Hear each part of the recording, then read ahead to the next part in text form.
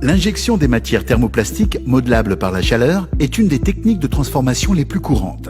Elle se réalise au moyen d'une presse à injecter. Une presse est composée de 3 parties importantes: le bloc d'injection, le bloc de fermeture et le tableau de commande. Le bloc injection est composé de 3 éléments: la trémie, le fourreau et la vis sans fin à l'intérieur du fourreau.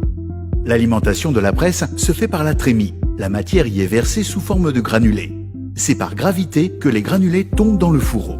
La matière est modelée, plastifiée étant le terme exact, par l'action simultanée de la rotation de la vis sans fin et du système de chauffage du fourreau. Elle est chauffée, malaxée, comprimée jusqu'à fournir une pâte fondue et homogène. Une fois la matière fondue, elle est accumulée, poussée en bout de vis et injectée sous pression dans un moule fermé. La force de fermeture du moule est donnée par la presse, ici une 35 tonnes. Il faut se représenter une force de 35 tonnes qui pèserait sur le moule pour le tenir fermé. Au contact des parois du moule, la matière se solidifie et conserve la forme du moule. Une fois refroidi, le moule s'ouvre et la pièce est éjectée. Le technicien régleur injection réalise le lancement de la production.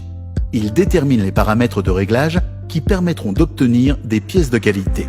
Il maîtrise la technologie et connaît les caractéristiques des matières utilisées. Il est important de noter que la qualité de la pièce dépendra du respect de nombreux paramètres: type de matière, dosage matière, température du moule, temps de refroidissement.